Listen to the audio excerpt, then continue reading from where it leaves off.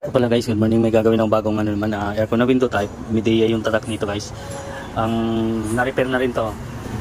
Kaya pinutol ko na, wala na lamang preyon. So pinutol ko yung iba na yung may nag-repair na rin nito. Iba kasi ito yung nilagay nilang kapilya rin yung nilalagay nila. So hindi ako naglalagay ng ganyan, nilalagay ko 1/4. So ililigtis ko na lang din to. Kasi ito parang maano dito. Parang may langis-langis. So iligtis ko lang to para malaman ko saan ang butas nito. Ayan o. Ito kasi malangis tong part na to. Ayan. So wala nang preyon to.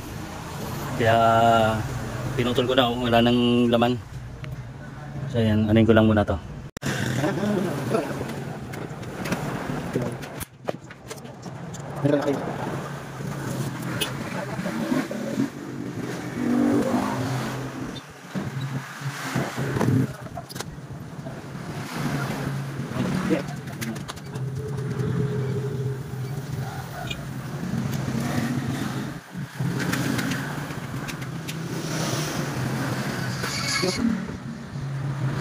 Dito guys, nilagyan ko muna siya ng charging line. Ayan. Tinanggal ko kasi yung nilagay nila. Ito lang, maliit lang, kapilyari lang nilagay nila. So hindi kami naglalagay ng ganito, 1/4 na nilalagay namin para balik sa original.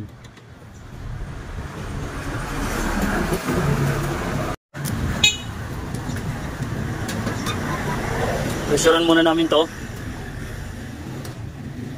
para malaman kung saan yung leak.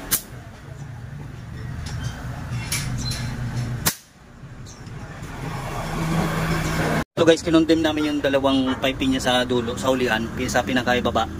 Kinondem ko na lang para maano ko. So ayan o, pinutol ko na yan. Ayan o, pinutol ko na yan, bali dalawa. Ayan, kinondem ko yung dalawa na yan. Itong isa, hawakan mo nga po. Hawakan mo nga. Itong isa, tsaka ito, condemn na to. So iinan ko na lang to dito naman sa ibabaw yan. Dito ko naman siya ilalagay na para, kasi nandito yung leak niya. Nandito yung leak niya banda. Kunan mo po. Hawakan mo muna dito para hindi mo na siya magwala.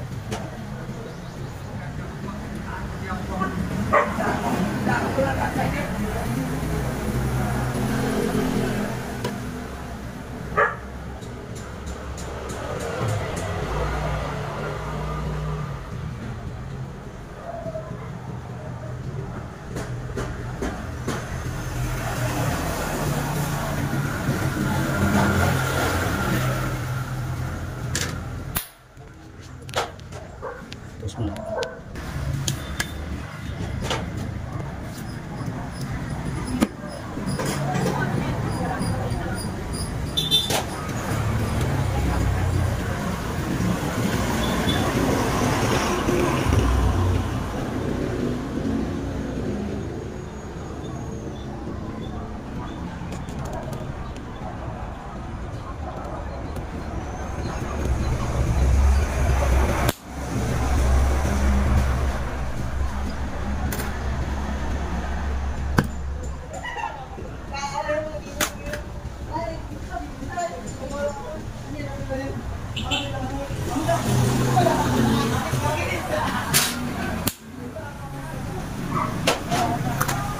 So bali to guys, yung dalawa na to,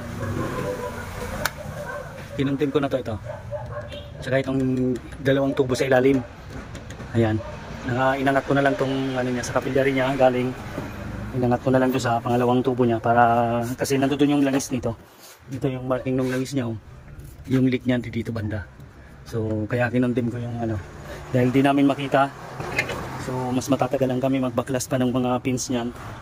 Ganito na lang ginawa ko yan. Ito na yung dalawang tubo niya. Naka-condemn na yan. So ayan, nagtugtog na lang dito. Naglagay na lang ng dito para mag-connection pa rin sila. So ayan.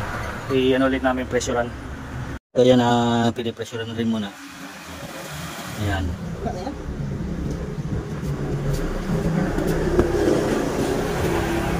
Pressurean muna namin para ano, ayan. Tapos sabunin yung mga pinaginangan para malaman kung may leak pa ba siya.